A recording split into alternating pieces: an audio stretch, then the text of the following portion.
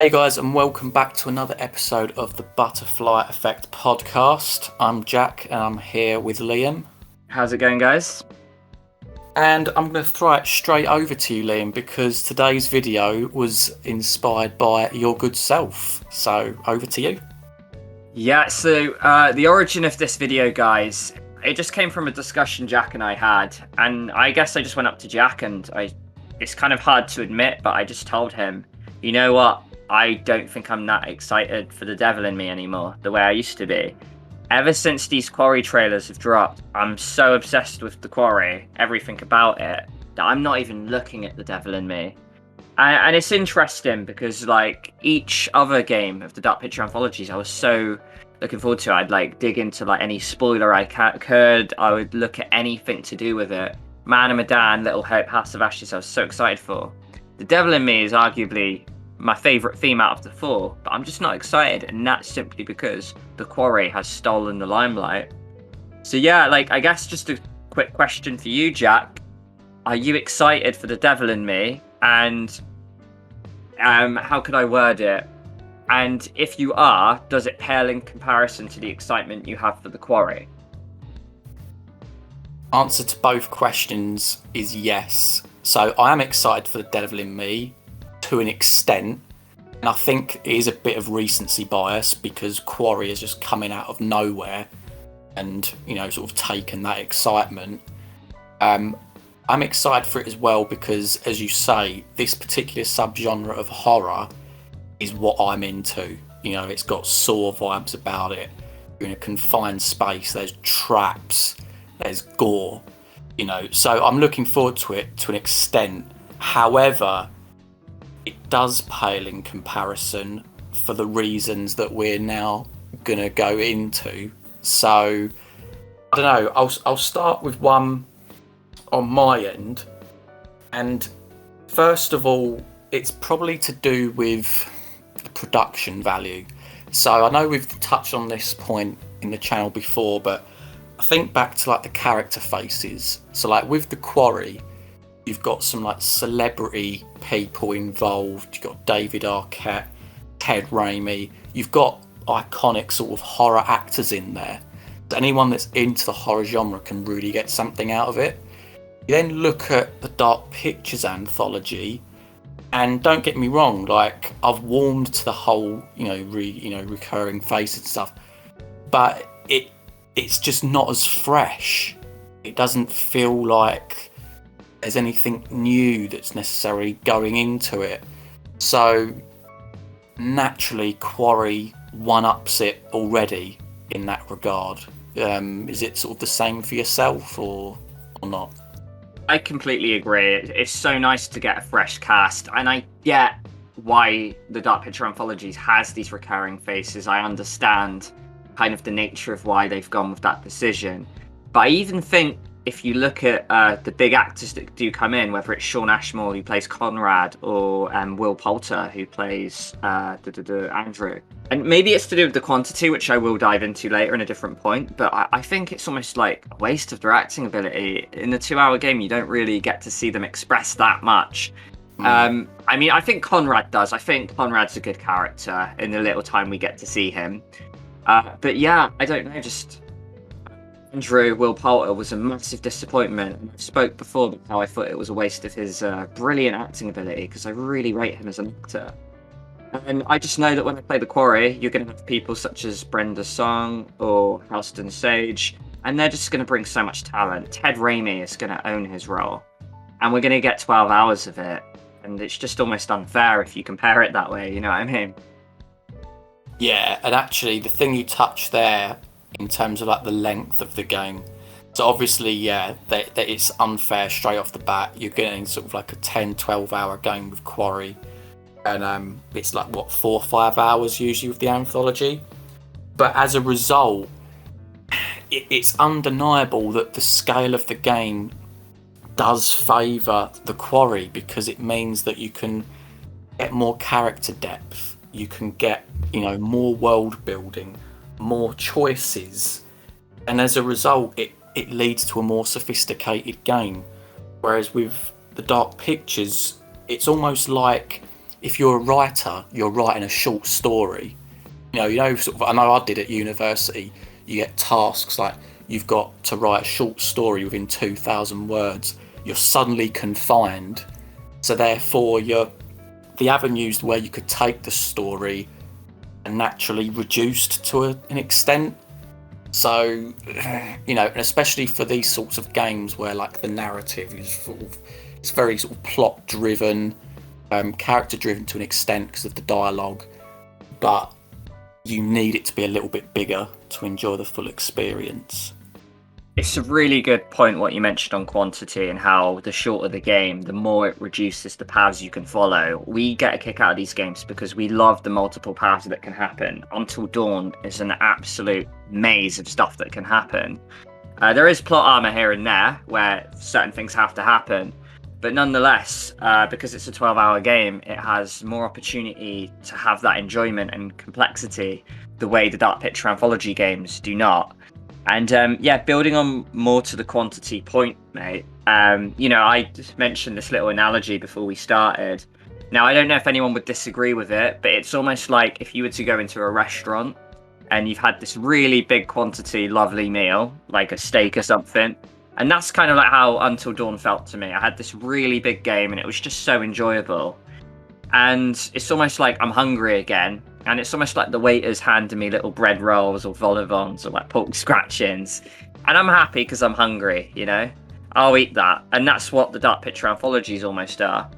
But it's not until the Quarry's being presented. I don't want to be eating bread rolls anymore. I don't know if that makes sense. If I'm just like, if I've come up with a really wacky analogy anymore. But I just want the Quarry. Like, I'm not saying I won't play The Devil in Me, but my excitement for it is suddenly reduced because it's almost, I'm getting reminded of how Until Dawn was and that excitement of having that big 12-hour block game. And a question for you, Jack, based off of those points I mentioned, do you think the nature of this genre, it's almost impossible to condense it down into a 5-hour slot the way the Dark Picture Anthologies are forced to do? To an extent, I'd have to say yes. I'm honestly trying to think of other choice-based games that are as sophisticated and are as short.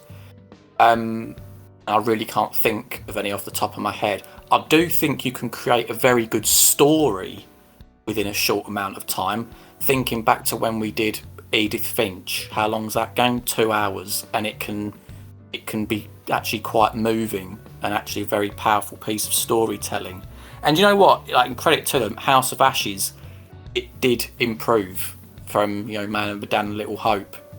So maybe you could argue that Man and Medan and Little Hope, the writing team was sort of trying to find their stride, so naturally it wasn't as good. But then by the time they got to the third game, they started to find their feet.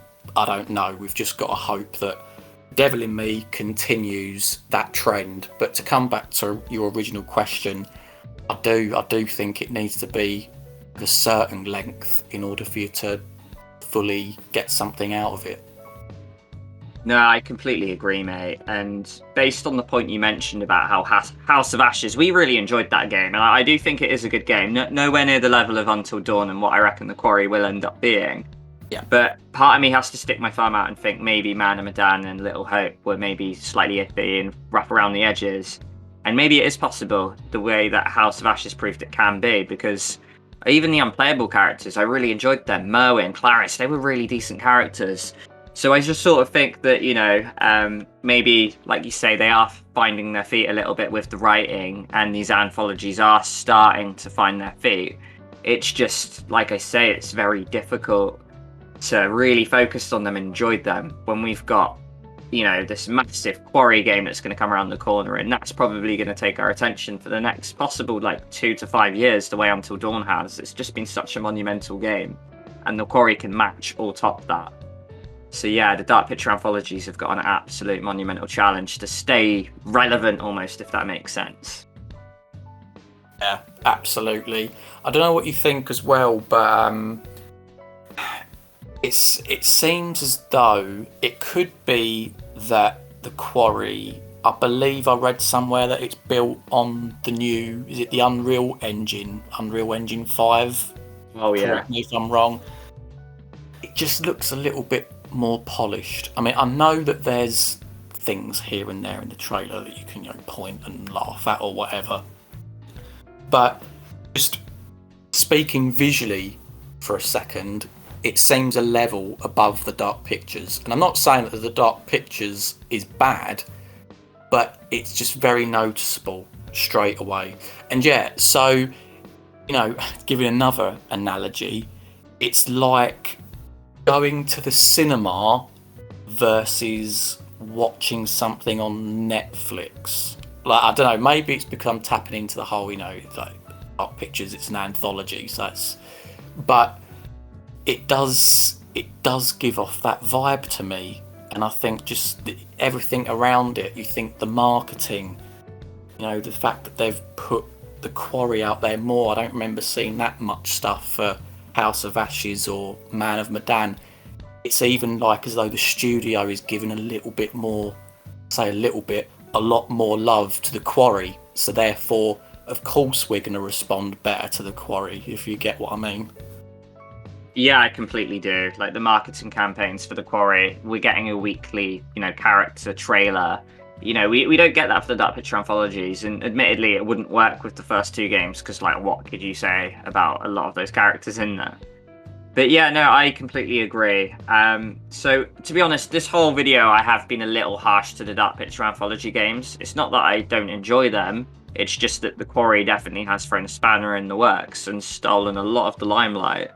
And I think if I had to give my real take on it, and I'm going to throw another analogy in there, I think I see it the same way I almost see Marvel. Now, I'm not as big as a Marvel fan as I used to be, but Until Dawn and The Quarry to me feel like you say, it's literally series versus film. You go to the cinema, you're watching No Way Home or The Avengers, and it's such an experience. And it's kind of like what Marvel's for in a way. I mean, yeah, there's the comics and stuff, but you go out to see the films, in a special way.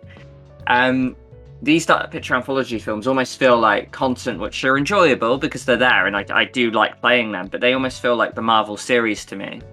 And no disrespect to the Marvel series, because I really enjoyed Daredevil and, say, The Punisher, but there's just, sometimes it's like, oh yeah, it's like Jessica Jones and Luke Cage, it's content that we can get through, and I'm happy it's there. I'd rather it was there than not there. But it's just not got that bite or that impact the way Until Dawn had, and that I reckon the Quarry will have. And one thing that I'm really intrigued to see is that if you could maybe comment on the video and just give us your take. Are you equally excited for both? Maybe there's someone out there that is more excited for The Devil in Me over the Quarry, and that'll be really interesting to hear from you. Yeah. And honestly, maybe be honest, do you just not care about the Quarry, what is it called, The Devil in Me at all, because you're just so laser focused on the Quarry? And honestly, if you were, I don't think I could blame you. But yeah, any additional comments there, Jack? Yeah, I mean, how would I wrap this up? I'd say that, don't get me wrong, I'm not complaining. It's like Christmas has come early. You're getting 2 supermassive games in 1 year, and in relatively quick succession as well. So,